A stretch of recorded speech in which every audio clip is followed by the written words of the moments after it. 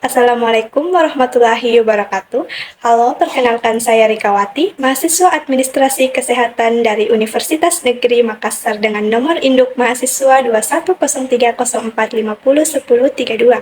Saya membuat video ini untuk melakukan pemenuhan tugas mata kuliah Administrasi Kebijakan Kesehatan, yaitu membuat video pembelajaran materi dengan topik pembelajaran dasar-dasar kebijakan kesehatan. Oke, langsung saja ke materinya. Materi pertama yang akan dibahas yaitu definisi mengenai analisis menurut Komarudin, yaitu kegiatan berpikir untuk menguraikan suatu keseluruhan menjadi komponen sehingga dapat mengenal tanda-tanda komponen, hubungannya satu sama lain, dan fungsi masing-masing dalam satu keseluruhan yang terpadu. Selanjutnya yaitu kebijakan menurut Anderson. Ialah langkah atau tindakan yang secara sengaja dilakukan oleh seseorang atau sejumlah unsur berkenaan dengan adanya masalah atau persoalan yang dihadapi.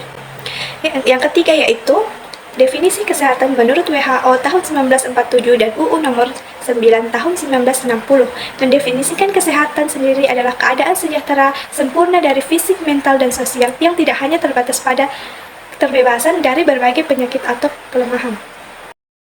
Selanjutnya yaitu peran dan fungsi analisis kebijakan kesehatan. Yang pertama, adanya analisis kebijakan kesehatan akan memberikan keputusan yang fokus pada masalah yang akan diselesaikan. Selanjutnya yaitu analisis kebijakan kesehatan mampu menganalisis multidisiplin ilmu. Yang ketiga, adanya analisis kebijakan kesehatan pemerintah mampu memberikan jenis tindakan kebijakan apakah yang tepat untuk menyelesaikan suatu permasalahan. Yang keempat yaitu memberikan kepastian dengan memberikan kebijakan atau keputusan yang sesuai atas suatu masalah yang awalnya tidak pasti. Yang kelima yaitu analisis kebijakan kesehatan juga menelaah fakta-fakta yang muncul kemudian akibat produk kebijakan yang telah diputuskan atau diundangkan. Selanjutnya yaitu karakteristik masalah kebijakan. Menurut Dan tahun 1988, beberapa karakteristik masalah pokok dari masalah kebijakan adalah yang pertama interdependensi atau saling ketergantungan, yaitu kebijakan suatu bidang energi seringkali mempengaruhi masalah kebijakan lainnya atau pelayanan kesehatan. Kondisi ini menunjukkan adanya sistem masalah. Sistem masalah ini membutuhkan pendekatan holistik. Satu masalah dengan yang lain tidak dapat dipisahkan dan diukur sendirian. Yang kedua yaitu subjektif, yaitu kondisi eksternal yang menimbulkan masalah diidentifikasi, diklarifikasi, dan dievaluasi secara selektif.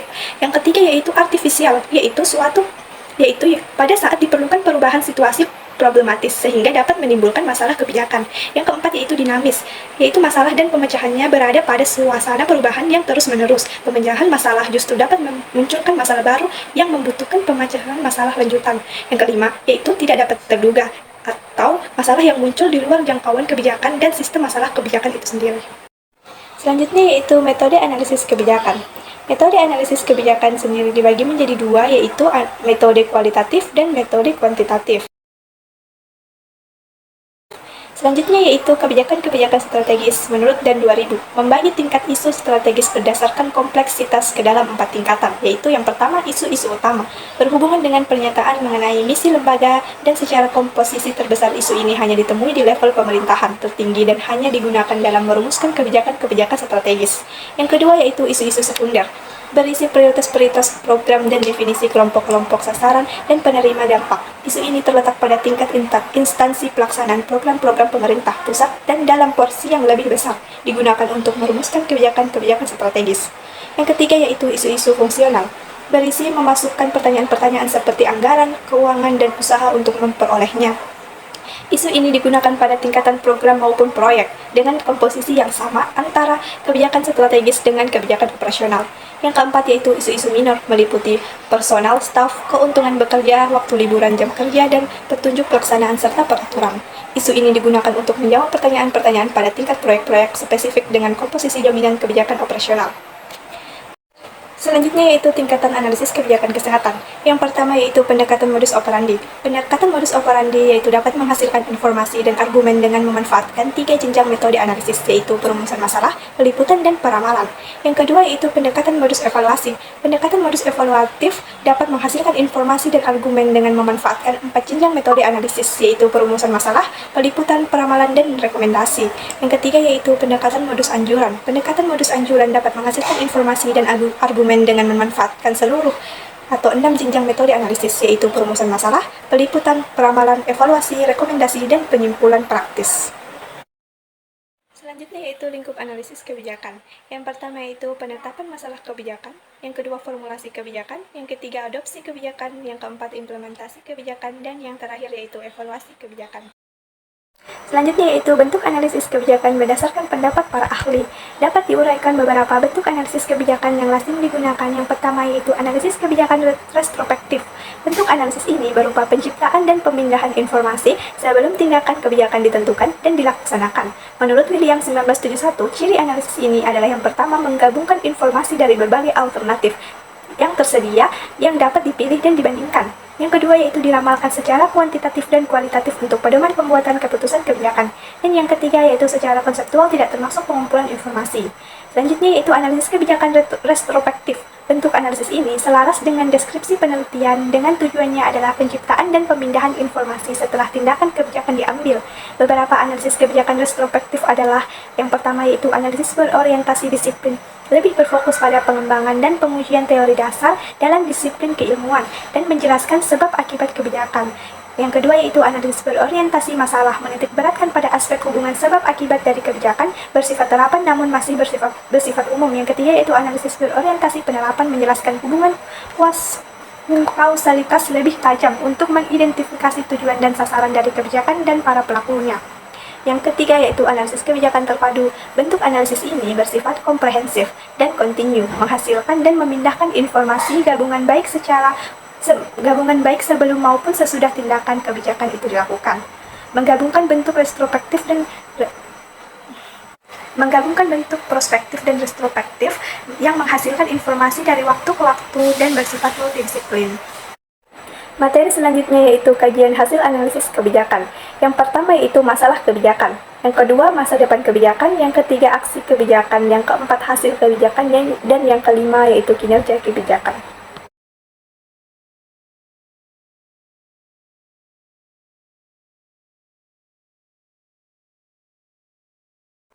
Materi selanjutnya yaitu teori keputusan. Yang pertama yaitu teori keputusan deskriptif. Bagian dari analisis retrospektif mendeskripsikan tindakan dengan fokus menjelaskan hubungan kausal tindakan kebijakan setelah kebijakan itu terjadi. Tujuan utama keputusan adalah memahami problem kebijakan diarahkan pada pemecahan masalah, namun kurang pada usaha pemecahan masalah itu sendiri. Yang kedua yaitu teori keputusan normatif. Memberikan dasar untuk memperbaiki akibat tindakan menjadi bagian dari metode prospektif atau peramalan atau rekomendasi, lebih ditujukan pada usaha pemecahan masalah yang bersifat praktis dan langsung.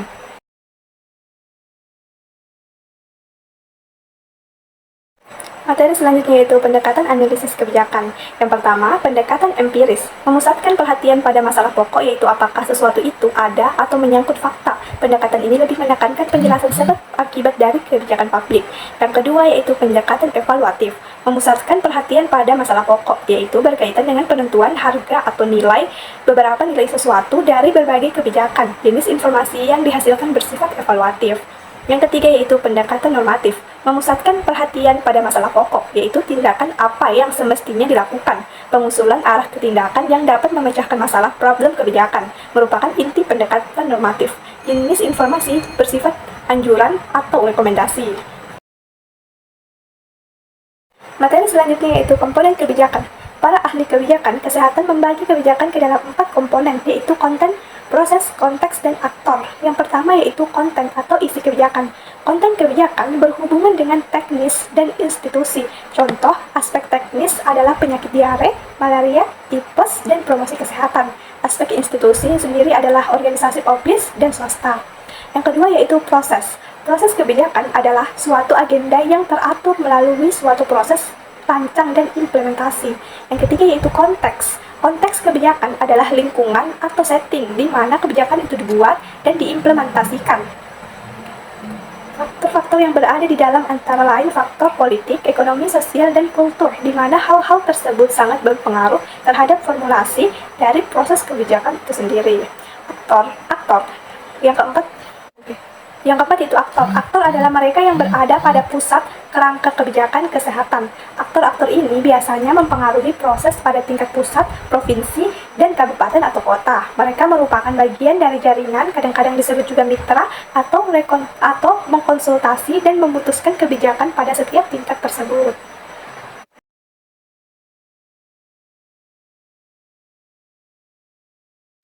Materi terakhir yaitu fungsi dan peran analisis kebijakan kesehatan. Yang pertama yaitu adanya analisis kebijakan kesehatan akan memberikan keputusan yang fokus pada masalah yang diselesaikan. Yang kedua yaitu analisis kebijakan kesehatan mampu menganalisis multidisiplin ilmu. Yang ketiga yaitu adanya analisis kebijakan kesehatan pemerintah mampu memberikan jenis tindakan kebijakan apakah yang tepat untuk menyelesaikan suatu permasalahan. Itulah materi yang dapat saya sampaikan. Sekian dan terima kasih. Wassalamualaikum warahmatullahi wabarakatuh. Bye-bye.